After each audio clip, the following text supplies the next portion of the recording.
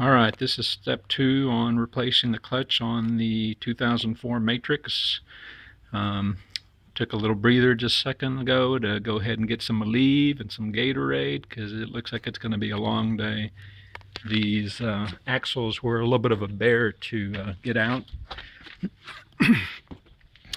On the passenger side, I had to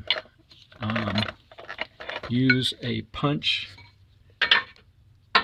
on the end of the axle up here and pop it loose because I wasn't able to get any kind of pry bar or anything up in there to pop that loose.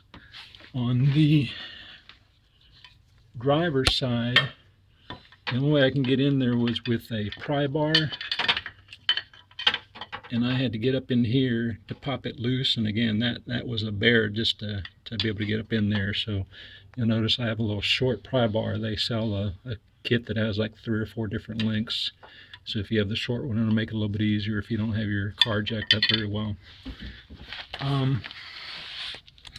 You'll also see I pulled out the oil dry or kitty litter in my case because it made a big old mess when I drained the transmission.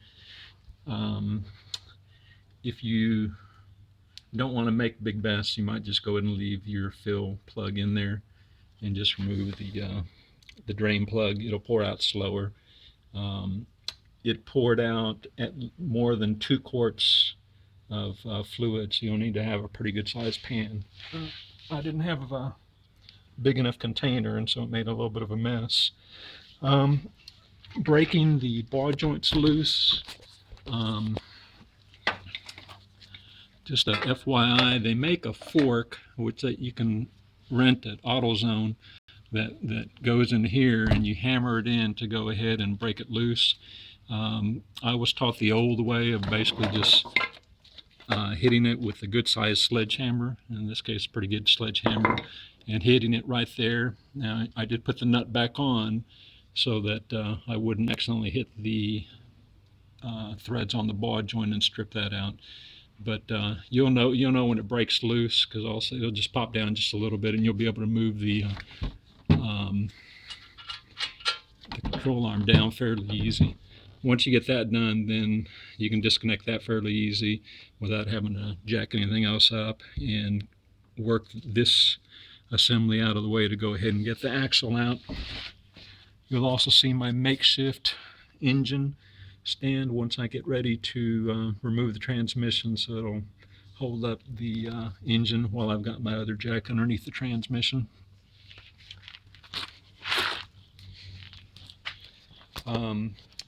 On the driver's side axle, I did damage the little sleeve. It's just a dust sleeve right here that keeps the dust and water out of the transmission. So I had to go back and straighten that out. Otherwise, if you don't, it'll damage the seal on the transmission. And one other thing, when I pull this off, it looks like the threads stripped. Nothing stripped on the end of the axle. Those threads are okay. But on the nut that holds the axle on, the thread stripped out on one side. So I'm going to go ahead and replace that since you don't want to take a chance and have that come off on you. Probably have to go to the dealer on that. I don't typically, well, there's a chance AutoZone might have it, so I'll try there first. But if not, it'll be the dealer.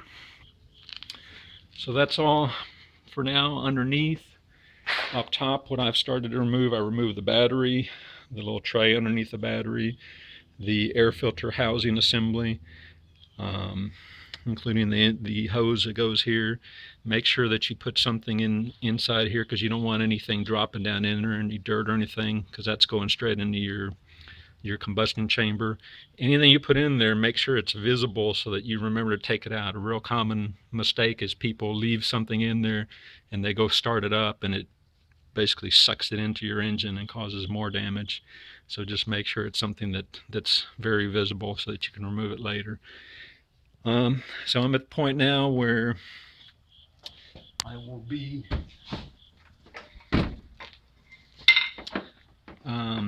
removing the mount, this upper mount here.